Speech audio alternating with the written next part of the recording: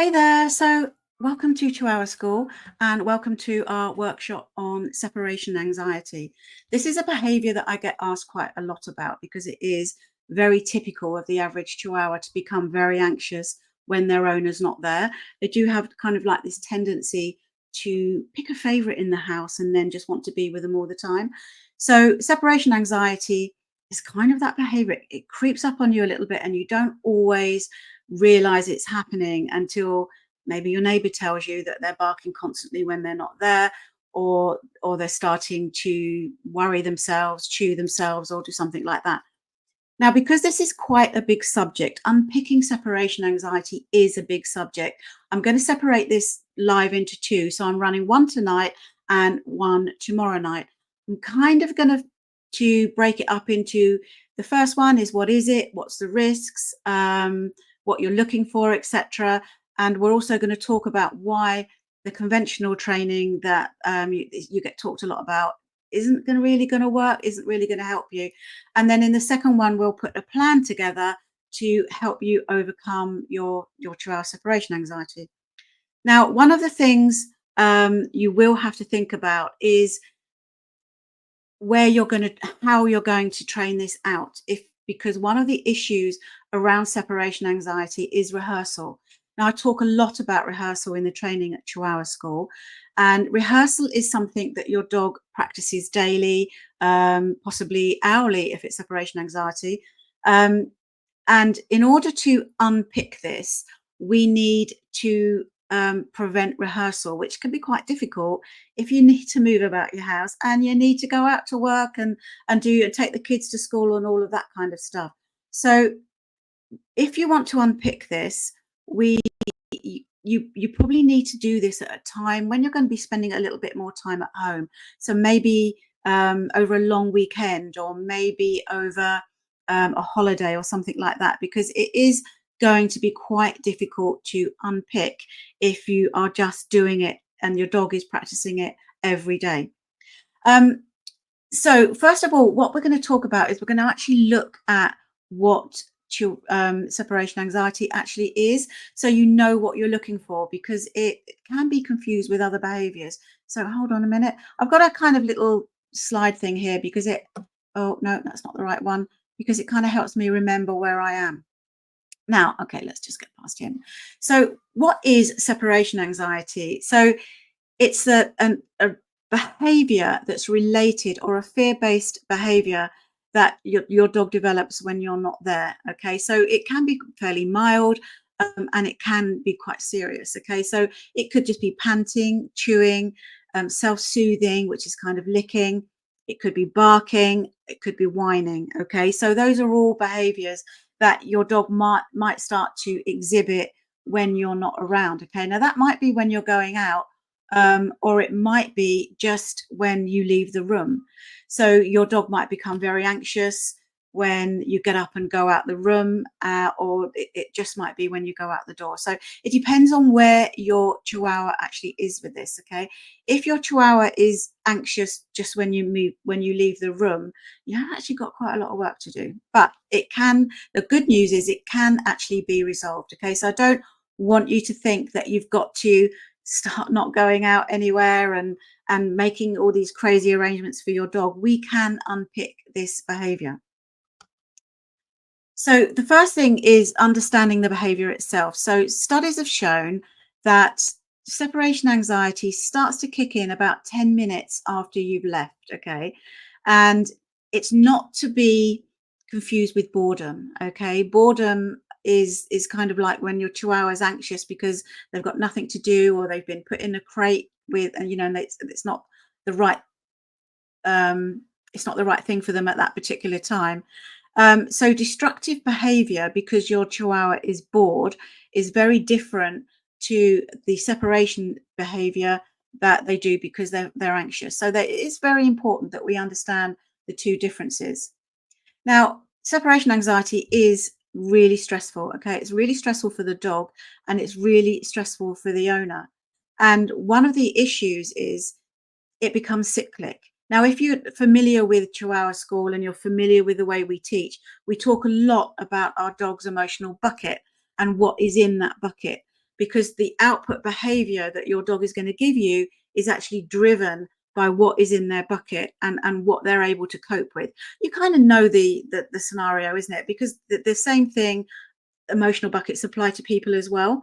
So you come home, you've had a really stressful day, you come home from work, and then something happens and just it's your bucket's already full. You've been late for work, you maybe got into trouble at work, you did something wrong at work, or the traffic was terrible, anything like that. You come home and your bucket's pretty full. And then one small unrelated thing happens and you kind of your bucket just overflows and you kind of lose your temper or just get really stressed or whatever. The same principle applies to our dogs. Okay. They have an emotional bucket. Obviously, different things go into it. Okay. So it could be going to the vets, it could be noises outside, it could be other dogs in the house, it could be lots of movement, it could be lots of noise. So all sorts of things pay into your dog's bucket. Now, with separation anxiety, this will go into your dog's bucket, which will fill their bucket, which then makes them less able to deal with the separation anxiety. So the whole thing becomes a little bit cyclic, and makes it harder to deal with. Now, there are different signs and there are different risks of dogs who are going to struggle with separation related behaviors. SRB stands for separation related behaviors, which is kind of what trainers and behaviorists tend to call it now. So, departure anxiety is when your dog becomes stressed as you get ready to leave. Okay. And this is based in prediction. Your dogs understand, they predict so much about what you're doing and how what you're doing is going to relate to them. So your dog is predicting what you're going to do next, and how they feel about that is going to create excitement, or it's going to create anxiety. Okay, so prediction is plays a huge part in this whole struggle that your dog actually has. So some risks of this are, let me just get that off there. That's really annoying. Sorry. Some risks of this, which is very common for Chihuahuas, is when the dog follows you about the house. I mean, and that is a very, very common problem. And a lot of people think, oh, it's really cute. The dog follows me around everywhere, and they encourage that. It's not a good thing to encourage for your dog, because it's making your dog predict every time you get up and out the room that they have to come with you, because they don't have the skills to manage their time on their own. Okay, so the dog following you around the house is not something that we really want to encourage. You kind of get it. You go to the loo and then they all get up and follow you, and there's a little parade, and all that's missing is a few flags as they all follow you around the house, and it does look adorable. I know it looks adorable, but it is not something that we want to encourage our Chihuahuas to do.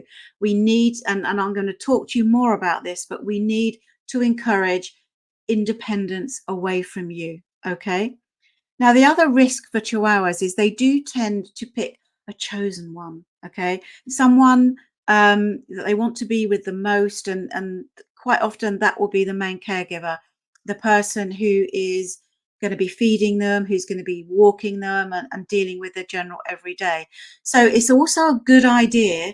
Again, we'll talk more about this when we look at our plan for how to deal with this.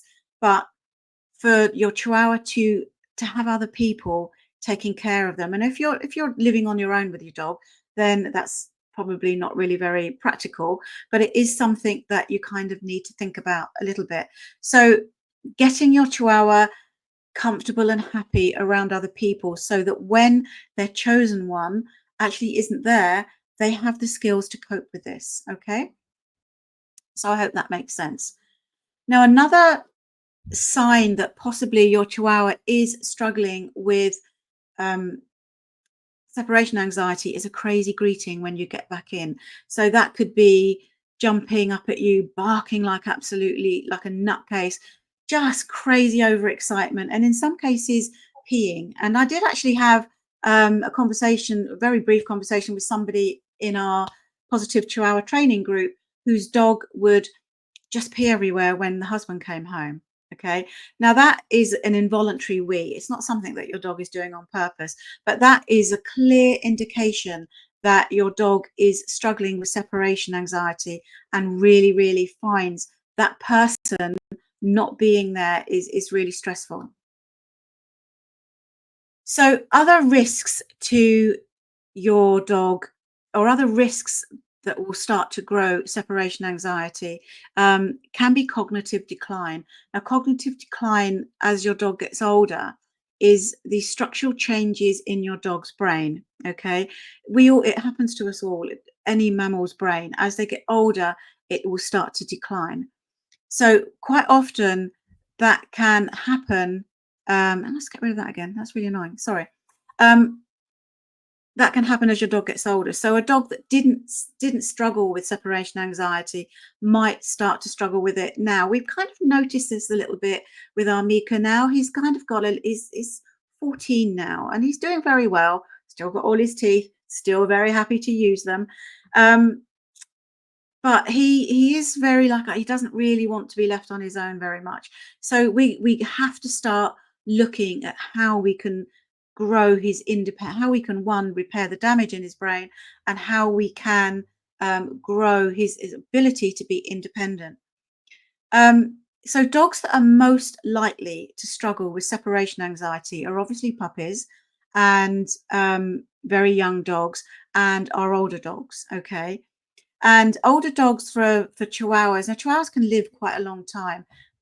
So when dogs start to become senior is different for different breeds. Now, in general, people will suggest about 8 or 9. Okay, but a dog that only lives 15 years, is 8 or 9 is a very different life stage for a dog that lives until they're 20. So for a Chihuahua, it can be kind of 9, 10, 11 that you might start to notice this cognitive decline in them. Okay, so that's kind of the risk factors for our older dogs. You also might find that dogs that are being rescued or that have come from a shelter exactly might come in with these behavior struggles as well. Okay, so let's just get rid of that. Sorry, remove. Okay, so those are the risk factors that we've got for that might start showing separation anxiety. So what skills is your dog lacking in order for them to have started to develop these behaviors? Okay, so I would suggest, now this is not going to be everything, but I would suggest that they struggle to be independent, they struggle to self-manage, and they kind of don't have the confidence to be on their own. Okay, so these are some of the skills that we are going to need to replace in our dogs so that we can then start to work on their ability to be away from you. Now, I want you to talk to you also about the conventional way that we are told to deal with separation anxiety. Now, quite often this will be, you have your Chihuahua in a room and you just pop in and you pop out for increasing lengths of time. Now, there's a couple of reasons this isn't going to be very successful. Okay, and I've kind of made, let me just add him, a little graph that shows you why this isn't going to be very successful. And now there's someone's going to come back and go, oh, it worked fine for me. But in general, this isn't a very successful module. So if we look at the different levels of arousal levels, so you look at calm. So your dog is quite calm. They're just mooching around. They're just doing Chihuahua stuff. And then they start to predict that you're going to go out. Now, this might be putting your coat on, putting your shoes on, or just getting up to leave the room. Any kind of noises that we make, like slapping your thighs, right, we say when we get up, can be a bit of a trigger. So anything that starts to predict that you're going to go somewhere. So their arousal level goes up. It goes into a higher state. Now, that arousal level itself can just be following you about, the need to get up and follow you, to full on barking, whining, self-soothing, chewing, being destructive, or whatever it is that your dog might do, depending on how severe their separation anxiety actually is. So then they're operating at this level for however long you are away, and then you reappear. Okay. Now, we talk a lot about doors, and in Chihuahua School, there's actually a whole module about doors because they play a massive part in a dog's life. then people don't understand how important they are. But I'm not going to go down that at the moment because we'll be here forever. But so then you've got this time that you're going to be away from your dog. Okay. So then when you come in again, there's this massive spike of excitement. Okay. So you come back in the door and then your dog goes bang, they go absolutely crazy, jumping, um, peeing, whatever it is that your dog might do when you come in. So this is a conventional model. Okay. It's the prediction, it's the anxiety when you're out, and then that's your reappearance. Now that your reappearance could just be walking back in the room. It could be you coming back in the door. It could be just however you're trying to manage it. Now, what we haven't done here is that we haven't given the dog the skills they need to be independent from you. So the minute you reappear, they're going from quite a high level of anxiety already to this massive explosion of excitement. And then every time you do that, they are rehearsing that behavior. And rehearsal is your enemy. We want to rehearse success, not things that create more anxiety. Okay. And we will talk more about rehearsal probably in the second section. So this is the kind of what you're dealing with when you have your dog in a room and you're trying to kind of just pop out and come back, pop out and come back. Because what you're actually waiting for, let me just get rid of this. When we actually follow this model, what you're actually waiting for is your dog to go, oh, I get it. Okay, you're going to come back. Okay, that is not what's going to happen. Because as your dog's arousal level is really high, they flip into a pessimistic mindset. Now, a pessimistic mindset is driven by the amygdala part of their brain. They're worried, they're in flight or flight. This is not the place to try and teach your dog. It's not the place to teach any dog. Okay, if you think about a child having a tantrum, you can't really teach them anything when they're in that mindset. Okay, and it's the same with your dog. So if your Chihuahua is really aroused and anxious because you just left the room, suddenly going, da-da, I'm back again, the Chihuahua is not going to go, oh, okay, I get it, you come in again. Okay, because your Chihuahua is in a really high state of arousal and they're not in a learning headspace. And two, we haven't given them the skills to manage that anxiety while you're away. And all that's going to happen is you're going to push that arousal level right up. And then every time you repeat this, that could just be going to work or just while you're trying to work on this, popping in, popping out, they are rehearsing this bang, bang, bang behavior. And that is actually not very helpful. And it's not what we want. Okay. We don't want them rehearsing things that are unhelpful. That will make sense. So one of the things we need to think about are the skills our dogs actually need in order to deal with being on their own. Okay. And their arousal level, their general arousal level during their general every day. Okay. Now, we need to look at how calm your dog is. Okay. Now in Chihuahua School, we have a whole module about how to create calm because it is a big, big subject. Chihuahuas are very excitable dogs in general, and they find it very easy to go from 0 to 100 at the drop of a hat.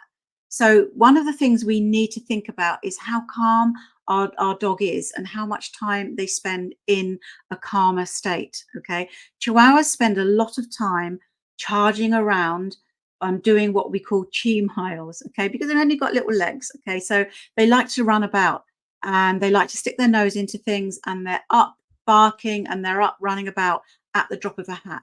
So one of the basic skills that we need to build with our dog is calmness. Okay. Now, there are three basic things that drive calmness. One of the most important ones is how much rest your dog gets, especially if it's a puppy. Okay. So making sure that your dog gets plenty of undisturbed rest. We call it active rest. Okay. Now, I'm not talking about them just lolling about on the sofa, because if they're just lolling about on the sofa, they've got one ear cocked and they're going to be up at the sound of it, at the slightest noise. Okay. So I'm talking about quality rest in the middle of the day. And the benefit of quality rest is it gives them a chance for their bucket to empty, and then their thinking to go from being driven by flight or flight and the amygdala to slightly more sensible part of their brain, which is the thinking brain, the prefrontal cortex. Okay.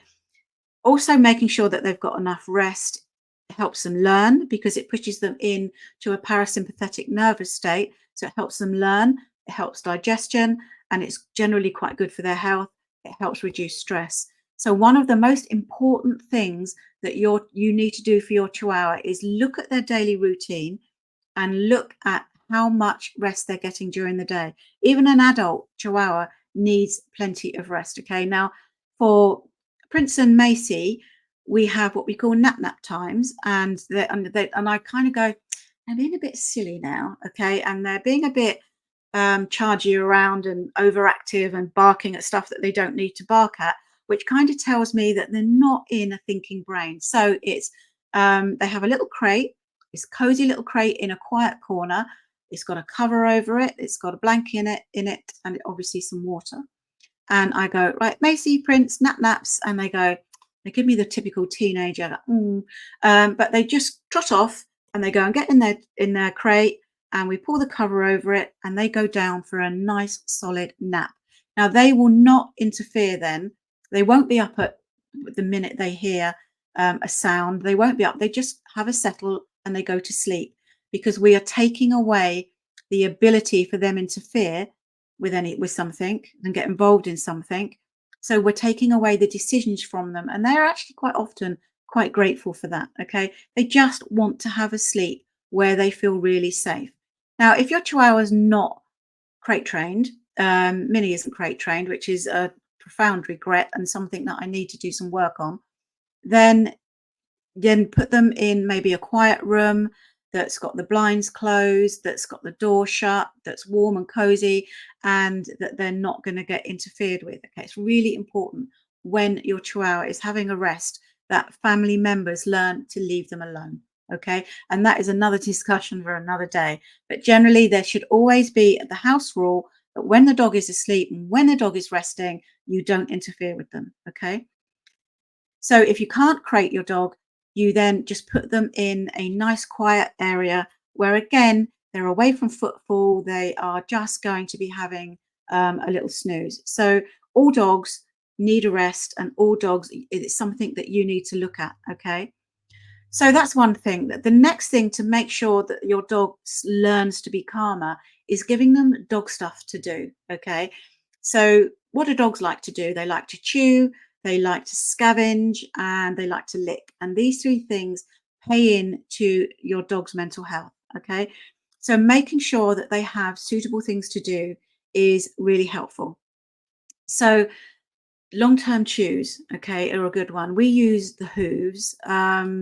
So they do stink a bit, so I kind of understand why people don't use them.